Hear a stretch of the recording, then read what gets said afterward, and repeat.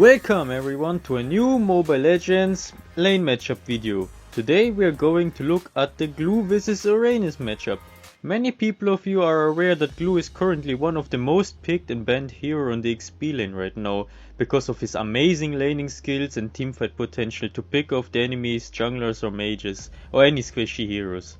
Whenever he walks into his first skill, the splash area, the cooldown gets reset, which makes Gloo annoying to deal with against many side laners. However, Uranus is a good answer into that specific matchup, as he can sustain all the damage received from Gloo with ease with a decent wave clear and a good 1-on-1 pressure on Gloo, especially in the early game. He can also out-rotate Gloo, as you can see here, if Gloo plays passively on his lane and doesn't try to contest Uranus.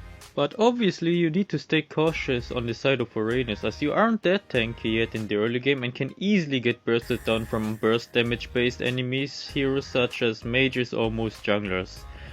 One key factor if you want to try this matchup from the perspective of Uranus is to know your own limits, what amount of damage from the tower you can confidently tank and when you have to back off.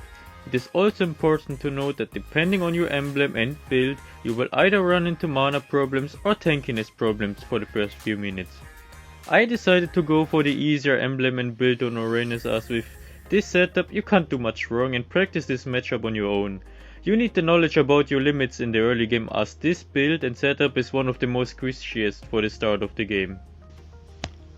Once you reach your first item and a certain level, you're basically just trading blows with Gloo. You're both unable to kill each other if you don't misplay your skills and abilities. However, you have the advantage with the wave clear, as you can keep out-rotating Gloo, as he takes more time to clear the minions or needs to sacrifice them to rotate at the same speed as you. Either way, that means you can participate in more teamfights and have a higher mobility than Gloo, or have simply more gold than him, which can reflect later on into important team fights if you can zone multiple people with Uranus while Gloo is busy getting a pick off.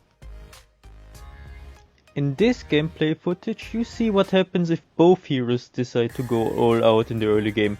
Uranus wants to get as many passive stacks as possible on Gloo to maximize his damage output, while trying to dodge his first skills and other attacks, while Gloo tries to hit as many first skills as possible since they reset after every time he hits them and walks up to them, and tries to deal more damage on Uranus than Uranus on him.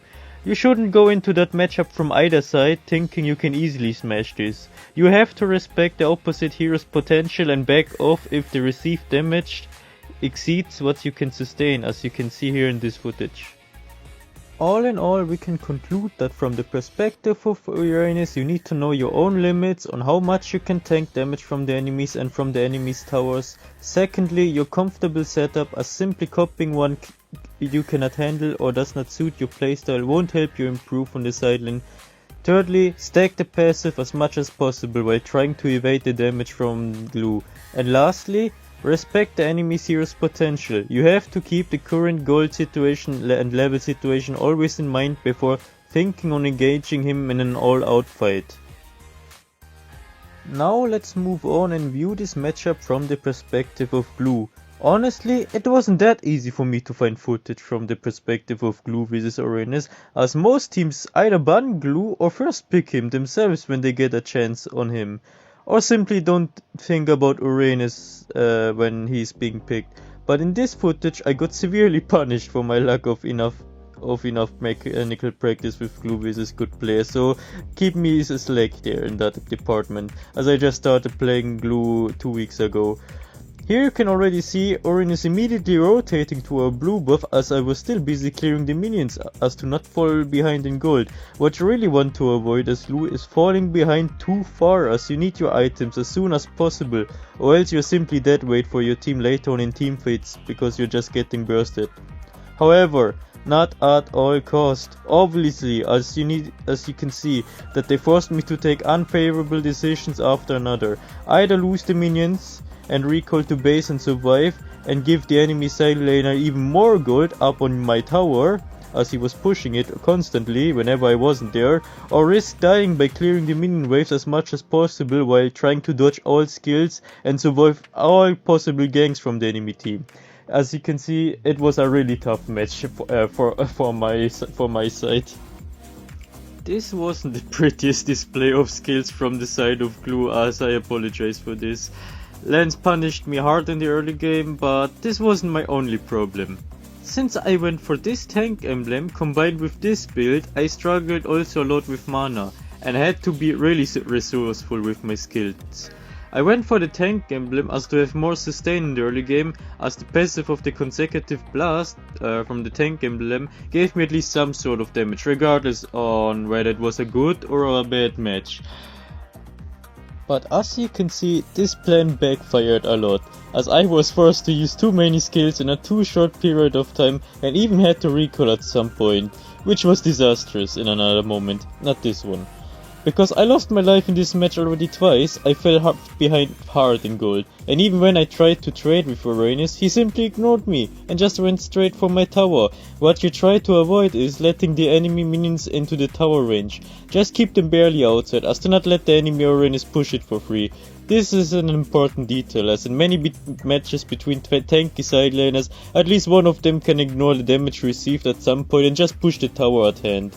Which you'd want to try to avoid, obviously, if you're the side laner who's behind.